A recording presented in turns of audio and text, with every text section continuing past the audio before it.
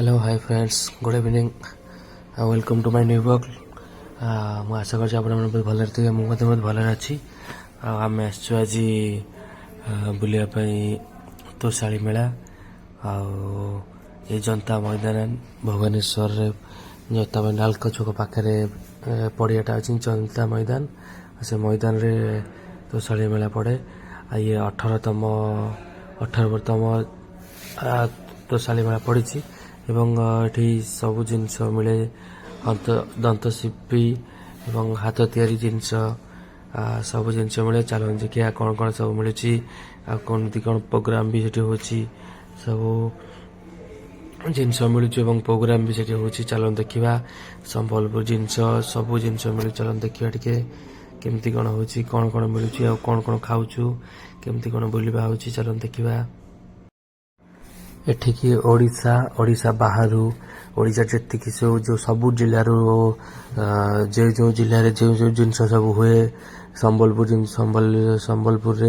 ସମ୍ବଲପୁରୀ ଶାଢ଼ୀ ସମ୍ବଲପୁରୀ ଇଏ ଏମିତି ହୁଏ। ସେମିତି ଆମ ଯେତିକି ଜିଲ୍ଲା ଅଛି ସବୁ ଜିଲ୍ଲାରୁ ଯେମିତି ବି ସବୁ ନା ତିଆରି ଅଛି ତ ସେଇ ଜିନିଷ ସବୁ ନେଇକି ଆସିକି ଏଠି ବିକ୍ରି କରନ୍ତି। ଏବଂ ଚାଲନ୍ତୁ ଦେଖିବା କେମିତି କ'ଣ ଓଡ଼ିଶା ବାହାରୁ ମଧ୍ୟ ସବୁ ଆସନ୍ତି।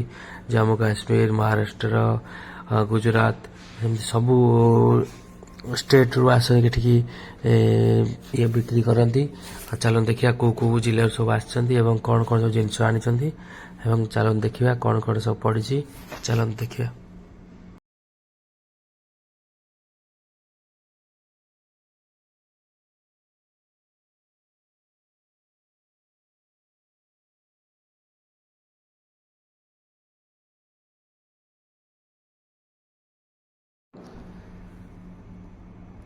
ହ୍ୟାଲୋ ଭାଇ ଓ ଭଉଣୀମାନେ, ଆମ ଭିଡ଼ିଓ କେମିତି ଲାଗୁଛି ଟିକେ ଦେଖନ୍ତୁ ଆଉ ସବସ୍କ୍ରାଇବ୍ କରନ୍ତୁ। ଆଉ ଯିଏ ଯେଉଁ ନୂଆ ଆମ ଭିଡ଼ିଓ ଦେଖୁଛନ୍ତି ସବସ୍କ୍ରାଇବ୍ କରନ୍ତୁ ଆଉ ସେୟାର କରନ୍ତୁ।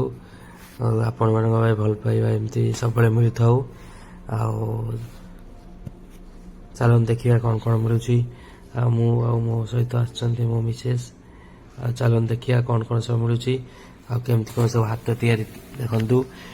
ଏ ହାତରେ ସବୁ ତିଆରି ହେଇଛି ଆଉ କେମିତି ଛୋଟ ପିଲା କଲେଜରେ ପଢ଼ୁଥିଲା ପିଲାମାନେ କେମିତି କ'ଣ ସବୁ କରୁଛନ୍ତି। ଆଉ ଇଏ ଆସିଛନ୍ତି ବରଗଡ଼ରୁ। ଆଉ ଏମିତି ଦେଖନ୍ତୁ କେମିତି ଛୋଟ ପିଲା କଲେଜ ପିଲା ଏମିତି ସବୁ ତିଆରି କରୁଛନ୍ତି। ଗଣେଶ କରିଛନ୍ତି ଆଉ ଭଲ ହେଇଛି ବି। ଦେଖନ୍ତୁ କେମିତି କ'ଣ ସବୁ ତିଆରି କରୁଛନ୍ତି। ଏମିତି କରୁଛନ୍ତି ପେପରରେ କରୁଛନ୍ତି। କେଉଁମାନେ ମାଟିରେ ବି ଛୋଟ ଛୋଟ ଜିନିଷ କରୁଛନ୍ତି। ଗଣେଶ ଇଏ ସବୁ କରୁଛନ୍ତି। ଏଠି ତାଳପତ୍ରରେ ଯେମିତି ଆମ ଜାତକ ହୁଏ ସେ ତାଳପତ୍ରରେ ଏମିତି କରୁଛନ୍ତି। ତାଳପତ୍ରରେ ଦେଖନ୍ତୁ କେମିତି କ'ଣ ସବୁ ହେଇଛି। ଆଙ୍କୁଛନ୍ତି ଛୋଟ ଛୋଟ ପିସ୍ରେ ତାଳପତ୍ରରେ କଟା ହେଇକି ଏମିତି ତିଆରି ହେଇଛି। ଦେଖନ୍ତୁ ଆପଣ ଆସିକି ଥରେ ଆସିବେ ବୁଲିବା ପାଇଁ ମାନେ ସାଂସ୍କୃତିକ ଜିନିଷ ହାତ ଦନ୍ତଶିଳ୍ପୀ ଯେମିତି ହାତରେ ସବୁ ତିଆରି ହୁଏ ଏସବୁ ଜିନିଷ ଦେଖନ୍ତୁ ଆପଣମାନେ ସବୁ ହାତରେ ତିଆରି ହେଇଛି।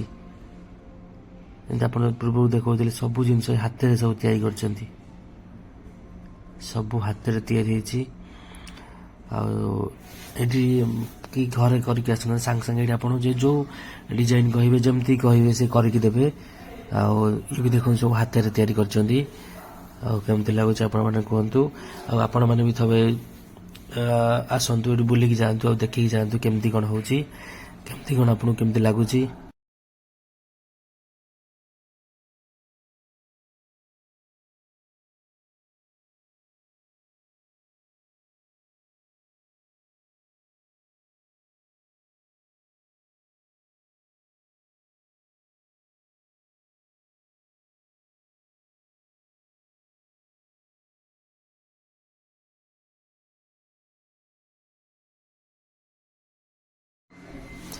ଏଇଠି ସବୁ ମାଟିର ଜିନିଷ ତିଆରି କରାହେଇଛି। ଆଉ ଚାଲନ୍ତୁ ଦେଖିବା କେମିତି କ'ଣ କରୁଛନ୍ତି। ଏଇଠି ସବୁ ମାଟିରେ ଜିନିଷ କରୁଛନ୍ତି। ମାଟିର କଳସ କରିଛନ୍ତି, ମାଟିରେ ହାତୀ କରିଛନ୍ତି, ମାଟିରେ ଘୋଡ଼ା ବି କରିଛନ୍ତି। ଆଉ ଏବେ ଗୋଟେ ଛୋଟ ଗଛ ବି କରୁଛନ୍ତି ତିଆରି। ହାତୀ ଘୋଡ଼ା ଏମିତି ସବୁ ମାଟିରେ ତିଆରି କରିଛନ୍ତି। ବହୁତ ସୁନ୍ଦର ଲାଗୁଛି। ଆଉ କଳସ ବି ଅଛି, ହାତୀରେ ଗଣେଶ, ହାତୀରେ ଘୋଡ଼ା, ହାତୀ ଛୋଟ ଛୋଟ କାରୁକାର୍ଯ୍ୟରେ ଏମିତି ସବୁ କରୁଛନ୍ତି, ବହୁତ ସୁନ୍ଦର ଲାଗୁଛି। ଆଉ ଏଠି ଦେଖନ୍ତୁ ବା ଚଢ଼େଇ ବସା କରିଛନ୍ତି, ଇଏ ବି ସବୁ ହାତ ତିଆରି। ଆପଣ ଯେକୌଣସି ଜିନିଷ ବି ଦେଖିବେ ସବୁ ହାତ ତିଆରି ହେଇଛି। ଆଉ ଏଠି ସବୁ ଜିନିଷ ହାତ ତିଆରି ଜିନିଷ, ବାହାର ଜିନିଷ ମାନେ ଇଏ ଜିନିଷ ନାହିଁ, ସବୁ ହାତ ତିଆରି। ଆଉ ମେଡ୍ ଇନ୍ ଇଣ୍ଡିଆ, ଚାଇନା ଜିନିଷ କିଛି ନାହିଁ। ଯେମିତି ଚାଇନାର ସବୁ ଜିନିଷ ଏବେ ଆସୁଛି, ସେ ଜିନିଷ କିଛି ନାହିଁ, ସବୁ ମେଡ୍ ଇନ୍ ଇଣ୍ଡିଆ। ଇଏ କେଉଁ ଅଲଗା ଇଏରୁ ଷ୍ଟେଟ୍ରୁ ଆସିଛନ୍ତି, ଇଏ ତେଲେଙ୍ଗାନାରୁ ଆସିଛନ୍ତି, ଆନ୍ଧ୍ରପ୍ରଦେଶ ହାଇଦ୍ରାବାଦରୁ ଆସିଛନ୍ତି। ଏଇ ସମ୍ବଲପୁରୀ ଶାଢ଼ୀ,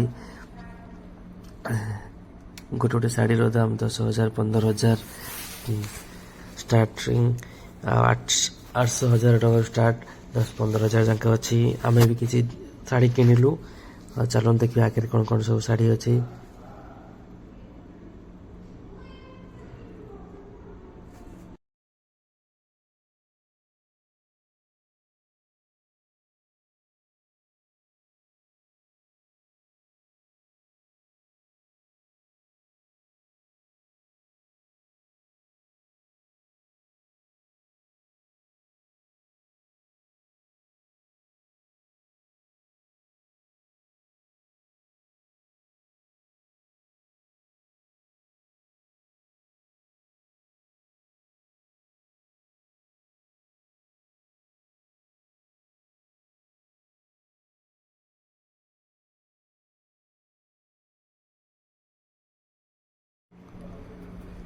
ଆମେ ବି ଶାଢ଼ୀ କିଣିଲୁ। ଏଇ ଶାଢ଼ୀଟା କିଣିଛୁ, ଏଇଟା ମୋ ମିସେସ୍ଙ୍କ ତାଙ୍କ ବୋଉଙ୍କ ପାଇଁ କିଣିଛନ୍ତି, ମୋ ଶାଶୁ ମାଆଙ୍କ ପାଇଁ କିଣିଛନ୍ତି।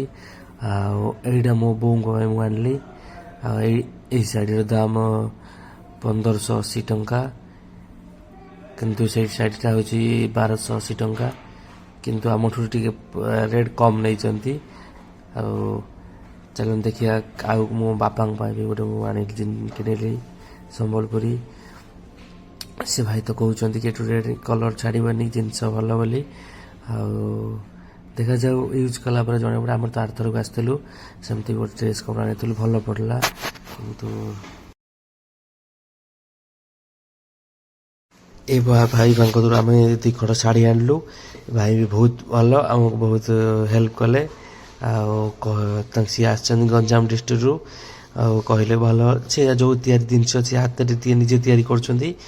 ଆଉ ସେ ଭଲ କହିଲେ, ଏଇ ଜିନିଷ ନିଅନ୍ତୁ ଭଲ ବୋଲି, ଆଉ ଥରେ ୟୁଜ୍ କରିବ ତମେ ଆଉ ଥରେ ଆସିବ। ମୁଁ କହିଲି, ସିଏ କହୁଛନ୍ତି ଯେ ଆମେ 10 ବର୍ଷ ହେଲାଣି ଏଠିକି ଆସୁଛୁ। ଆଉ ମୁଁ କହିଲି ଆମେ ବି ସବୁ ଆସୁଛୁ ବୁଲିବା ପାଇଁ, କିନ୍ତୁ ଆପଣଙ୍କ ସହିତ ଦେଖା ହେଇଛି, କିନ୍ତୁ ଆମେ ମନ ନାହିଁ। ସିଏ କହୁଛନ୍ତି ଆମକୁ 8 ବର୍ଷ ଦେଖିଥିଲେ ବୋଲି। ଆଉ ତାପରେ ଭଲ ଭଲ ଜିନିଷ ଦେଖେଇଲେ, ଆଣିଲୁ। ଆଉ ବାପାଙ୍କ ପାଇଁ ଲୁଙ୍ଗି ଗୋଟେ ଆଣିଲୁ, ସମ୍ବଲପୁରୀ ଲୁଙ୍ଗି। ଆଉ ଏଇଟା ଆଣିଲୁ। ଆଉ ଚାଲନ୍ତୁ ଦେଖିବା କେମିତି କ'ଣ ସବୁ ହେଇଛି। ଆଉ ଏଇ ଶାଢ଼ୀଟା ବୋଉଙ୍କ ପାଇଁ ଆଣିଛୁ, ବୋଉଙ୍କ ପାଇଁ ବହୁତ ଭଲ ଲାଗିବ ଭାବୁଛି, କିନ୍ତୁ ତେବେ ଦେଖିବା କେମିତି କ'ଣ ହେଇଛି ସବୁ।